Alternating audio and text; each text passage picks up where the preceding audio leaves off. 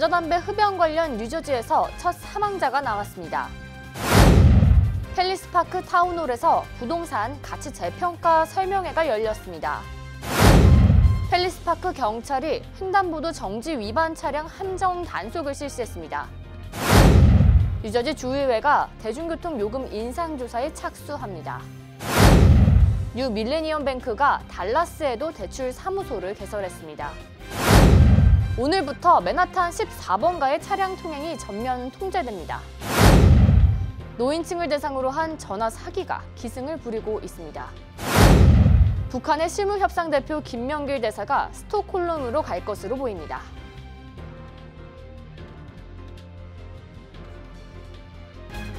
학자금, 결혼자금, 노후자금 준비. 뉴 밀레니엄 뱅크가 알뜰한 적금 상품을 준비했습니다.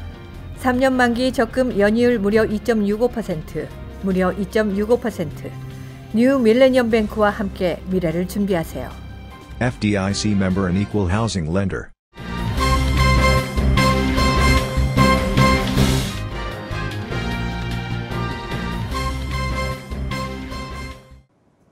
시청자 여러분 안녕하십니까? KBTV 뉴스9 전유진입니다. 첫 소식입니다. 전자담배 흡연으로 폐질환 환자가 급속도로 불어나는 가운데 뉴저지주에서 첫 사망자가 보고됐습니다. 자세한 내용 박종우 기자가 전해드립니다. 1일 뉴저지주 보건국의 발표에 따르면 전자담배 흡연으로 1명이 숨졌습니다. 주 보건국은 이번 사망자를 포함해 현재까지 전자담배 흡연으로 심각한 증상을 보이는 환자들을 14명으로 확인했습니다. 또한 성명을 통해 전자담배 흡연이 잠재적인 위험성을 보여준다고 강조했습니다. 지난달 27일 연방질병통제예방센터의 조사 결과에 따르면 전자담배 흡연으로 인한 폐질환 환자는 미국 전역 46개 주에서 805명입니다. 폐질환 증상을 보인 환자는 514명 중 77%가 마리화나 속에 있는 성분인 테트라 하이드로 칸나비놀 성분이 포함된 전자담배를 흡연해 온 것으로 드러나 이 성분을 포함한 전자담배가 폐질환의 주된 요인으로 분석되어집니다. 전자담배 흡연 관련 사태가 점점 심각해짐에 따라 연방주 정부 차원의 대응도 재빠르게 이뤄지고 있습니다. 뉴욕 미시간주는 가향 전자담배에 대한 판매 금지를 시행했습니다. 트럼프 행정부 또한 첨가제형 전자담배의 유통 금지를 추진 중이라고 밝혔습니다. 뉴저지주 또한 전자담배 퇴출을 추진 중인 가운데 사망자가 발생하면서 전면 퇴출의 가능성이 높아질 것으로 예상됩니다. KBTV 뉴스 박정우입니다. 뉴저지 부동산 가치 재평가 작업이 내년부터 4년간 걸쳐 실시됨에 따라 재산세 인상 가능성에 주민들이 촉각을 세우고 있습니다. 이에 따라 팰리세이즈 팍 타운 정부는 주민 설명회를 열었습니다. 보도에 양준하 기자입니다. 뉴저지 팰리세이즈 팍 타운 정부는 부동산 가치 재평가 작업을 앞두고 주민들에게 상세 내용을 소개하는 설명회를 펠팍 타운홀에서 마련했습니다. 타운 정부가 마련한 이번 타운홀 미팅에서는 내년부터 실시될 부동산 재평가 작업의 개괄적인 내용과 일정 그리고 주택 소유주에 미칠 영향 등을 안내하는 설명회와 질의응답 시간을 갖고 특히 한인 밀집 지역인 점을 고려해서 한인 주민들을 위해서는 한국어 통역 서비스도 제공되었습니다. 타운 정부에 따르면 뉴저지 주정부의 지시로 2020년부터 2024년까지 단계적으로 펠팍 내 모든 부동산 공시가격 재평가 작업이 실시될 예정입니다. 주택 소유주가 납부하는 재산세는 정부가 평가하는 부동산 공시가격을 근거로 산출되기 때문에 과거에 비해 주택 가치가 오른 지역의 경우 재산세 부담이 다소 늘어날 수 있습니다. 그 텍스 리어세스하고 리이벨루이션을 한다고 그래요. 그래서 순간적으로 내가 조금 이게 또 텍스 관계니까 우리 집 텍스가 안 올라갈까 하는 그런 걱정이 들 거 아니에요, 그죠? 때문에 최근 정부 공문을 받은 일부 주민들의 우려하는 목소리가 나오고 있습니다. 전체적인 프로세스가 어떻게 되는지 설명을 잘 해줘요. 그래도 이제 가면서 정말 어떤 것들이 문제가 될지 그런 것들은 여지가 있는 것 같아요. 우선 주민들이 원하는 건 텍스가 올라가느냐 안 올라가느냐 그거 아니에요? 또 세금을 많이 내신 분도 계시고 또 거꾸로 이제 좀 집이 오래 지금 fair market value에 비해서 텍스가 제대로 내시고 계시는지도 한번 이발리에이트하는 계기가 될 것으로 예상이 됩니다. 그래서 앞으로 4년 동안 저희들이 이발루에이션을 통해서 모든 주민 여러분들이 모든 텍스를 fairly assess 될 수 있고 정확한 텍스를 낼 수 있는 기회가 될 수 있을 거라고 생각합니다. 내년부터 4년간 소유될 부동산 가치 재평가로 모든 재산세가 올라가는 것이 아니라 경우에 따라서는 현 시세보다 과다평가된 부동산은 오히려 재평가를 통해 하향 조정될 수도 있을 것으로 전망됩니다. KBTV 뉴스 양준하입니다. 보행자 안전 캠페인의 일환으로 뉴저지 팰리세이즈 팍 타운 경찰이 횡단보도 정지 위반 차량 적발을 위한 함정 단속을 실시했습니다. 2시간 동안 약 40여 명이 무더기로 적발됐습니다. 이일 팰리세이즈 팍 경찰관은 사복을 입고 약 2시간 동안 브로드 애비뉴와 웨스트 워싱턴 플레이스 교차로에서 함정 단속을 실시했습니다. 그 결과 40여 명의 운전자가 적발돼 $200의 범칙금과 벌점 2점을 부과받았습니다. 한편 갑작스러운 단속에 불만의 목소리도 컸습니다. 충분한 사전 교육이나 홍보 없이 갑작스러운 단속이 이뤄져 주민들에게 부담을 주는 것이 실질적인 목적이 아니냐는 것입니다. 이에 펠팍 경찰 측은 지난달 16일 보행자 안전 규정 세미나를 개최한 데에 이어 지난 2주 동안 매주 수요일 같은 시간, 같은 장소에 체크 포인트를 설치하고 규정 위반 차량에게 구두 경고하는 등 교육을 실시했다며 교육이 이뤄진 만큼 10월 한 달간 매주 한 차례씩 집중 단속을 벌일 계획이라고 밝혔습니다. 뉴저지주 의회가 뉴저지 대중교통 요금 인상과 관련 조사에 착수합니다. 스티브 스위니 주 상원 의장은 뉴저지 트랜짓이 계속해서 요금만 올리며 서비스 개선이 안 되고 있는 것에 대해 실태를 파악하겠다고 말했습니다. 뉴저지 트랜짓은 그 어떤 대중교통 시스템보다도 더 많은 요금을 받고 있지만 이렇게 요금을 더 받는 것으로 모든 것이 해결되지는 않는다고 발언했습니다. 본격적인 조사는 11월 선거가 끝난 후 진행될 것으로 보입니다.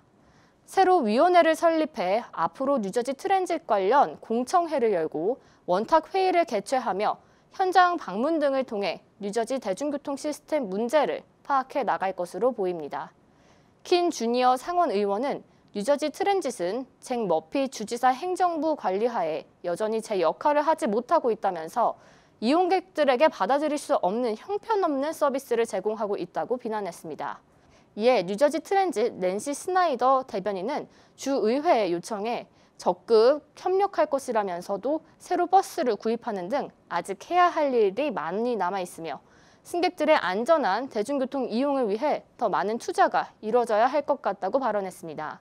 승객들은 이 같은 발표와 관련해 환영의 뜻을 밝혔으나 일부에서는 또 말만 할 뿐 나아지는 것이 없을 것이라며 불만을 표시했습니다. 뉴 밀레니엄 뱅크가 텍사스에 진출했습니다. 뉴 밀레니엄 뱅크는 뉴욕, 뉴저지에 6개 지점을 두고 있고 대표적인 한인은행으로 자리 잡았습니다. 2016년에는 조지아 애틀란타에 대출 사무소를 열었고 지난 27일 텍사스 달라스 지역에도 대출 사무소를 열었습니다. 개점식에는 약 60여 명의 지역 인사들이 참석했습니다. 최근 금리 인하 여파 속에 한인은행들이 신규 고객 확보를 위해 많은 노력을 하고 있습니다. 높은 이자율의 신규 상품과 현금 보너스 등 각종 프로모션을 내세우고 있습니다. 이러한 상황에서도 뉴 밀레니엄 뱅크는 달라스로 확장을 했는데요. 이에 관한 허홍식 행장 인터뷰입니다.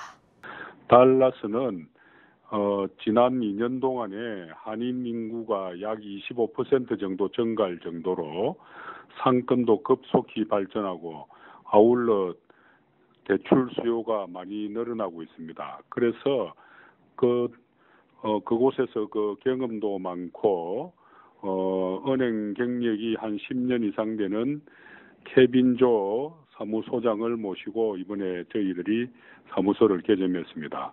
앞으로 대출 수요에 부응을 잘 해드리고 또 지점도 향후 1년 내지 2년 이내에 개점할 예정입니다. 오늘부터 맨하탄 14번가의 버스 노선이 개방됩니다. 이로 인해 오전 6시부터 오후 10시까지 14번가에서 시작돼 3번가와 9번가로 이어지는 길에 시내버스나 트럭을 제외한 차량이 전면 통제될 예정입니다. 드블라지오 뉴욕 시장은 이 방안으로 교통 정체가 풀리고 사람들이 M14A와 D버스를 이용하기 수월해질 것을 기대한다고 말했습니다. 이번 조치로 오히려 인근 도로의 정체가 심화될 것이라는 염려의 목소리가 들리는 가운데 미 운수부는 뉴욕시경과 주변 도로의 정체를 줄이기 위해 긴밀하게 협력할 것이라 답했습니다. 버스 전용 도로 계획은 주 7일 운행되며 운전자들을 위해 유예 기간이 있을 계획입니다.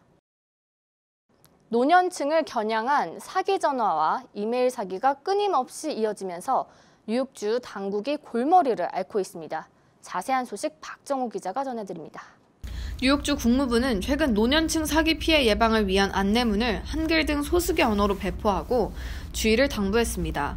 사기 유형은 의료기기, 배심원, 장례식 공지, 부상 보조금 경품 사기가 대표적입니다.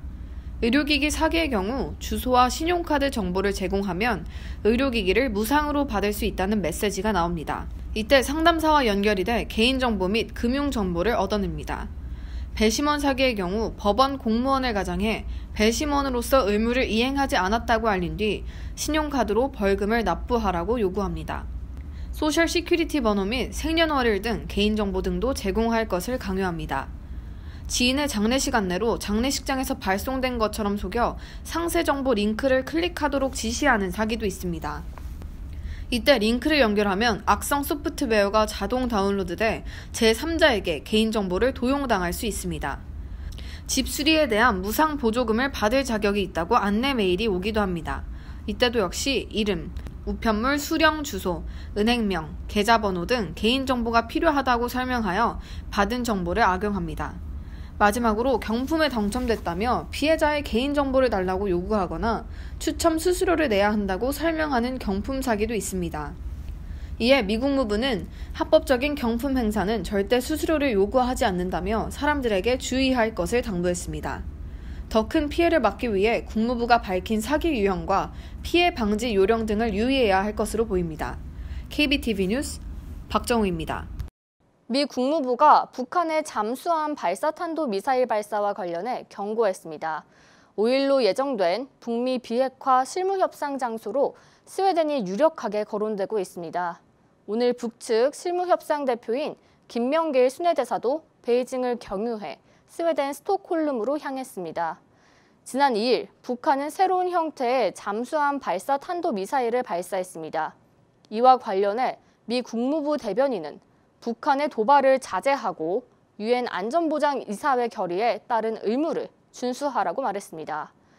또한 한반도의 평화와 안전을 보장하고 비핵화를 달성하기 위해 지속적으로 협상에 임할 것을 촉구한다고 밝혔습니다. 한편 북한이 미사일을 발사한 지 약 10시간가량 뒤에도 미국도 대륙간 탄도미사일 미니트맨3를 반덴버그 공군기지에서 발사 시험을 한 것으로 확인됐습니다. 이에 미 공군은 이번 발사가 북한의 발사에 대한 반응이나 대응은 아니라며 시험 발사가 미국과 동맹국 안보 핵심 요소라고 전했습니다. 폭스는 미국이 북한과의 실무 협상에서 북한의 핵심 수출 품목인 석탄과 섬유 수출 제재를 36개월 동안 보류하는 방안을 제안할 예정이라고 보도했습니다. 5일 북미 실무 협상에서 어떤 내용들이 논의될지 귀추가 주목됩니다.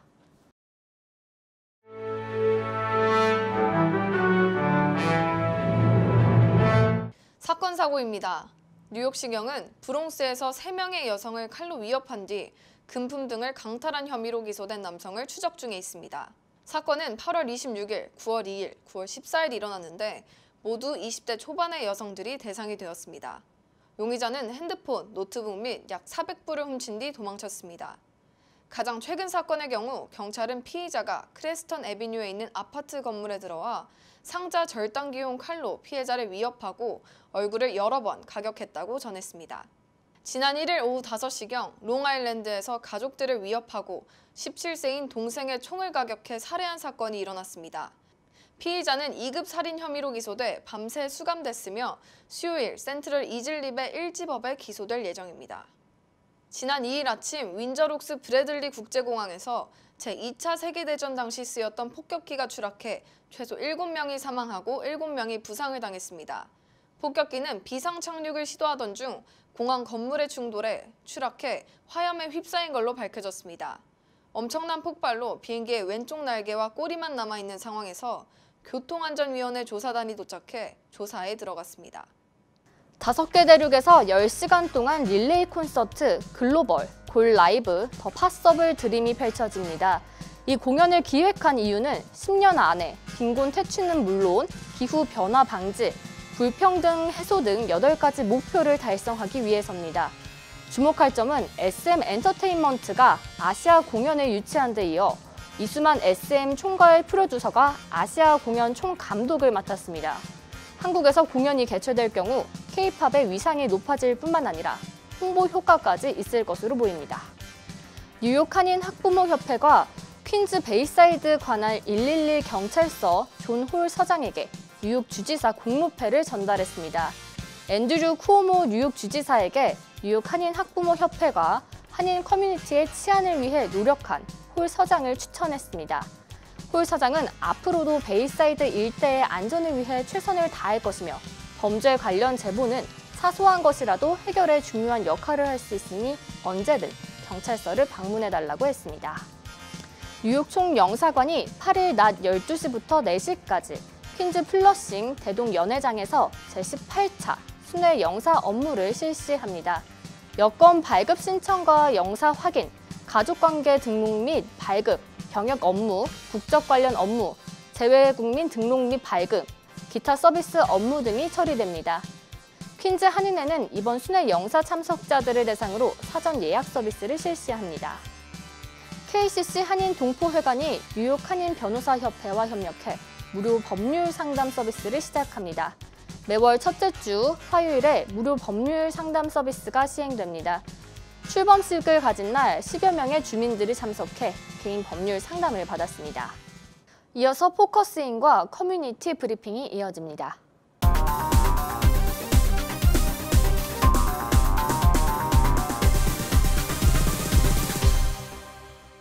미국 민주당이 우크라이나 스캔들과 관련해 도널드 트럼프 대통령에 대한 탄핵을 추진하면서 전국이 요동치고 있습니다. 오늘은 시민참여센터 김동찬 대표님을 모시고 민주당이 왜 탄핵을 추진하는지 등에 대해 진단해보는 시간을 마련했습니다. 김동찬 대표님 안녕하세요. 안녕하세요. 네, 안녕하세요.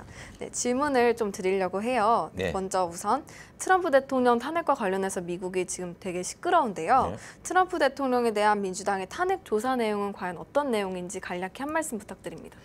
네, 민주당에서 하기 이전에 사실은 이 백악관에서 전화 통화를 하면서 미국 정보기관에 이제 감청이 되고 정보기관에서 이제 그 문제를 가지고 이 정보국장 대행에게 이제 어떤 요원이 이제 이 문제를 이야기를 했어요. 근데 그것을 그냥 차일피일 깔고 있다가 이 대행이 안 되니까 그 바로 그냥 조사국에서 의회로다가 이걸 넘겼어요. 넘기면서 이제 문제가 됐는데 민주당 의회도 처음에 이걸 받고 바이든 부통령 자신 지금 민주당의 1등으로 달리고 있는 후보에 관련된 문제니까 할까 말까 고민을 하고 있던 2차였죠.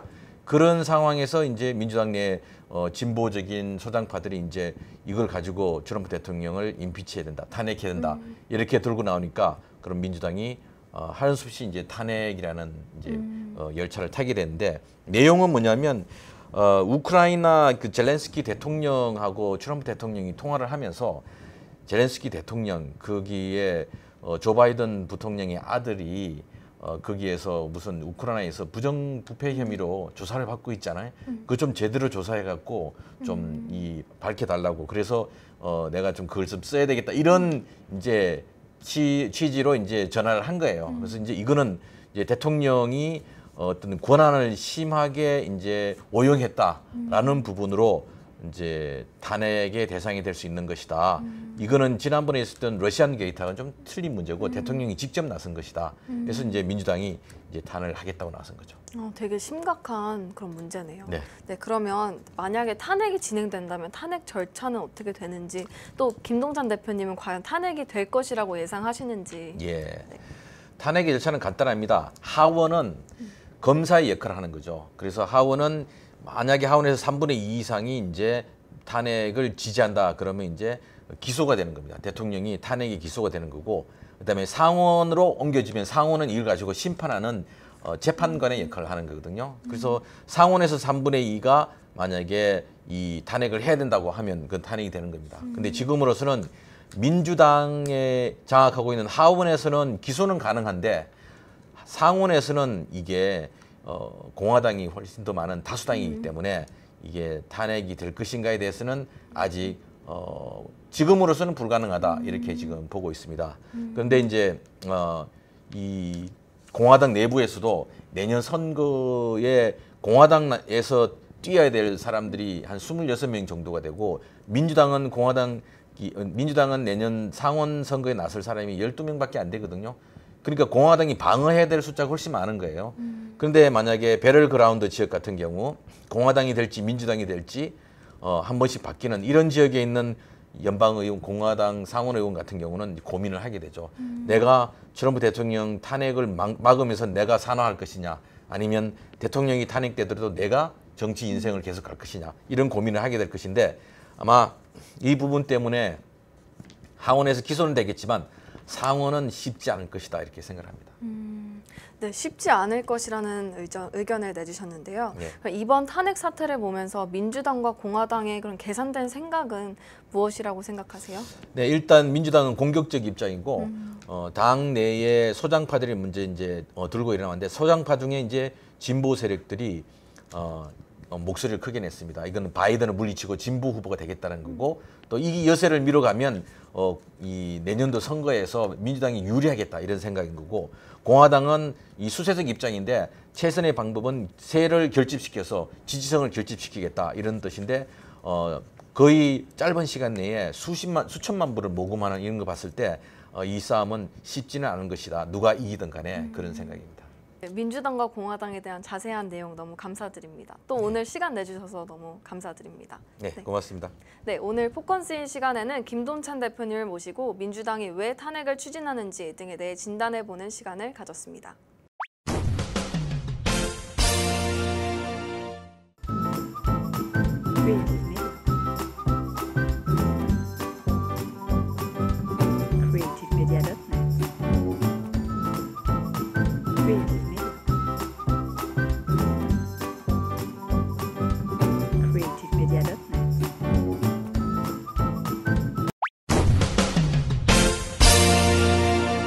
환율과 증시 전해드립니다.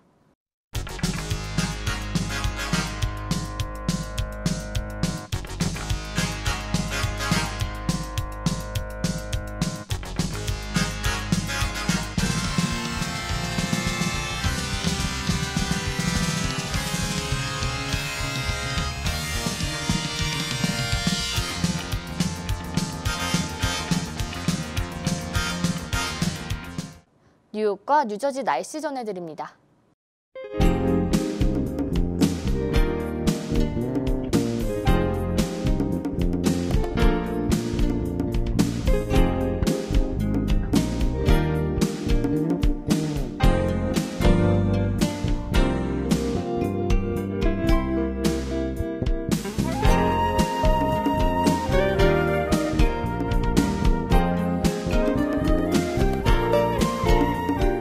오늘도 KBTV 뉴스9을 시청해주신 여러분 고맙습니다. 편안한 저녁 보내시기 바랍니다. 학자금, 결혼자금, 노후자금 준비. 뉴 밀레니엄 뱅크가 알뜰한 적금 상품을 준비했습니다. 3년 만기 적금 연이율 무려 2.65%, 무려 2.65%. 뉴 밀레니엄 뱅크와 함께 미래를 준비하세요. FDIC member and equal housing lender.